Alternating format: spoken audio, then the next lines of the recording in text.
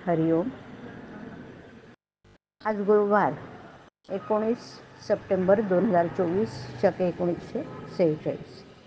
सद्गुरू ब्रह्मचैतन्य गोंदवलेकर महाराज आज आपल्याला प्रवचनातून सांगणार आहेत की भगवंताचे होण्यानेच काळाच्या पलीकडे जाता येतं. ऐकूया. आपल्या जीवनाचा सारखा विकास होतोय, म्हणून आपण आज जिथे आहोत त्याच्या मागे काल होता आणि आज जिथे आहोत त्याच्या पुढे उद्या आपण जाऊ. हे जरी खरं तरी आज आपण जे करायला पाहिजे ते न केलं तर एखाद्या वेळी उद्या मागे जाण्याचा प्रसंग आपल्यावर येईल. पुढचा जन्म हा आजच्या जन्मातूनच निर्माण होतो. तेव्हा आज आपण चांगलं असलो तर अंतेमती सा गती या नियमाप्रमाणे पुढचा जन्म आपल्याला चांगलाच येईल. काळ मुख्यतः 3 प्रकारचा असतो: कालचा, आजचा आणि उद्याचा.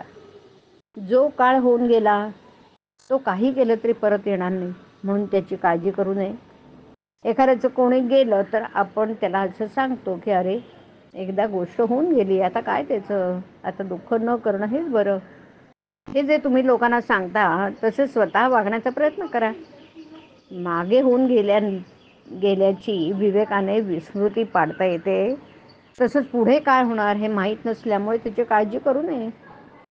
आजचं आपलं कर्तव्य आपण केल्यानंतर जे व्हायचं ते होणारच, म्हणून स्वस्थ बसावं.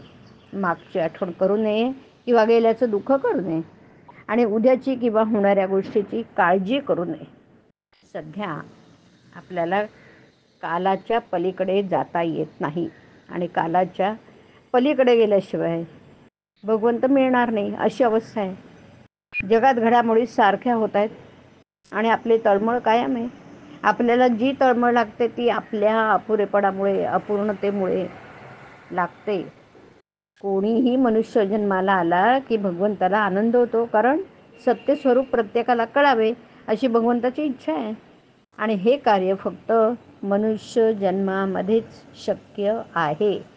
यासाठी भगवंत आपल्याला समजण्यासारखा आहे, हे प्रत्येकाने लक्षात ठेवावं.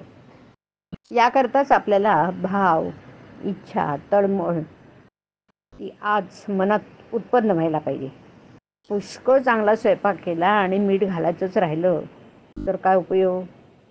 भाव जर दुजा ठेवला तर भजन चांगलं झालं असं कसं म्हणावं? भक्तीचे 9 मार्ग सांगितले आहेत, त्यातल्या कोणत्याही एकाचेच पूर्ण भाव ठेवून परिशीलन केलं तरी त्यात बाकीच्या 8 येतात.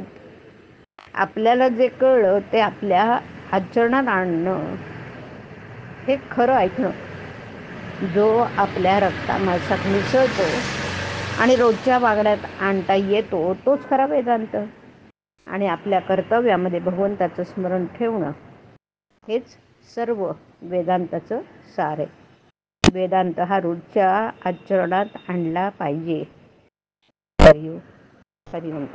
हरिओम.